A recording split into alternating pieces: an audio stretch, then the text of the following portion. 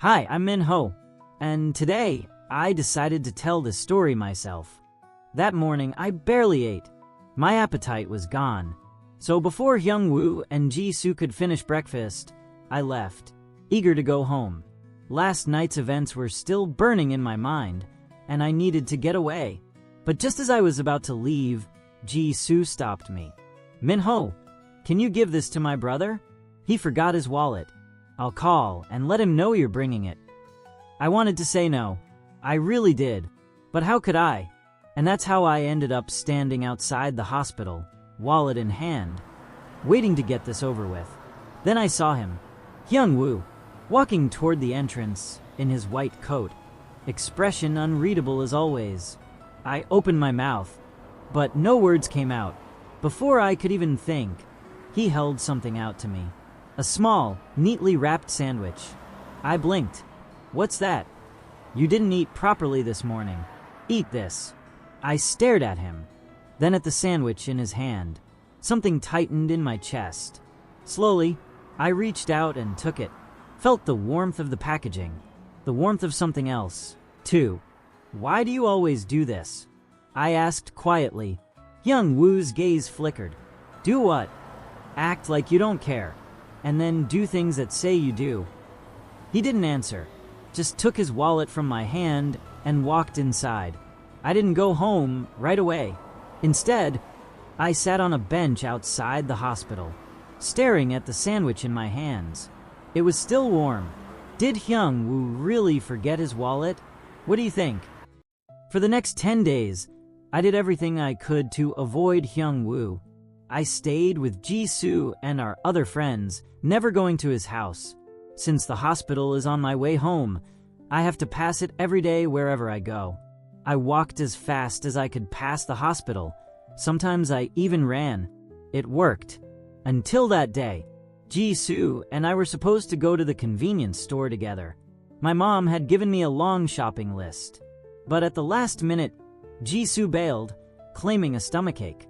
So I went alone. I was picking out vegetables when I heard my name. Min Ho. I froze. Slowly, I turned around. Hyung Woo. He stood there in simple clothes, hair slightly messy, looking right at me. My heart wasn't beating normally. What are you doing here? I asked. The same thing you are, he replied, face unreadable. I frowned. You've been avoiding me. His voice was quiet, but firm. I blinked. No, I haven't. He tilted his head slightly. Then, why haven't I seen you? I swallowed. I've been busy. That wasn't a real response. That was just Hyung Woo letting me know he didn't believe a word of it. I scowled. Why do you care, anyway? For a second. Just for a second. He hesitated. Then he sighed and looked away. I don't. My stomach twisted. I shouldn't care about that answer. I shouldn't feel disappointed. But I did. A few minutes later, he was gone. I thought that was the end of it. But when I left the store, he was waiting outside. He handed me a bag. What's this? I asked. Take it and check it when you get home. That's all. Before I could say anything else, he turned and walked away. Just like always. When I got home, Ji-soo was there, standing by the entrance, laughing. How was shopping with Hyung?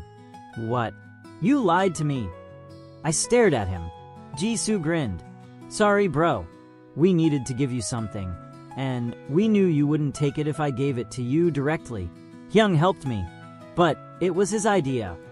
I felt my face heat up. Later, in my room, I opened the bag. Inside were expensive food items, things I would never buy for myself. Ji-soo leaned against the doorframe, smiling. It's a gift for you. From you. I asked. No.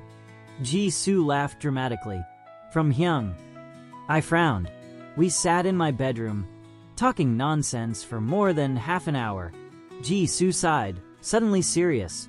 Hyung is acting normal now. At home, he talks more. He asks about you. About what we do. He's changed. It's all after you came into our lives.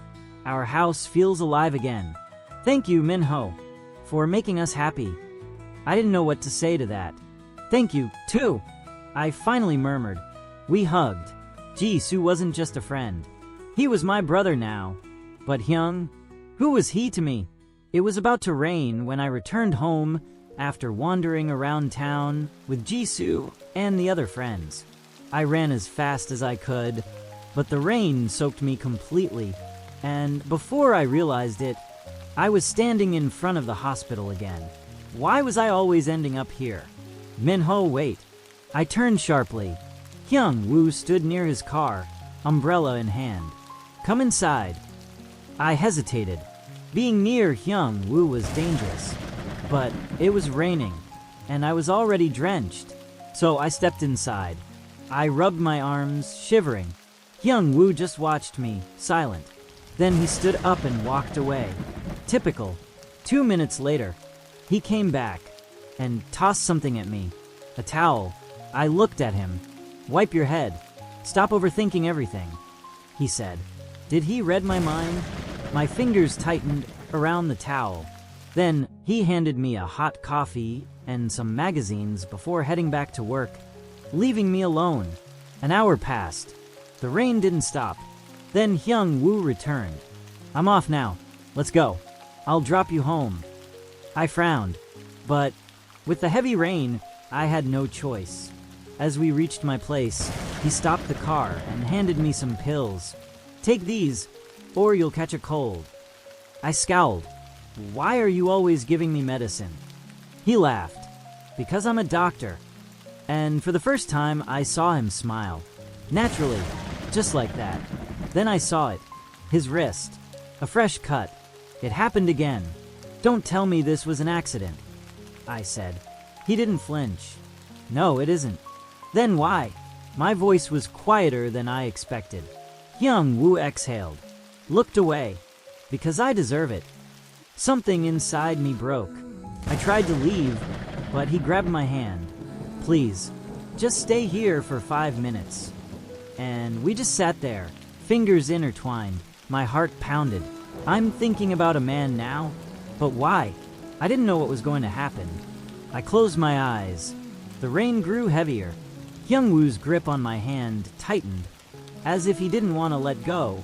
We just sat in silence for about half an hour, but then just as suddenly he pulled his hand away. You can go now, he said, his voice cold. The warmth that had been there, just for a few fleeting minutes, was gone, as if it had never existed. It was so annoying. I hate you, I snapped. He turned to me, his eyes locking onto mine. You can't hate me, he said flatly. I clenched my fists, but I had no words left. Without another glance, I got out of the car and ran into the house, my breath unsteady. Why does he pull me close, only to push me away? I can't understand him. I'll find you against the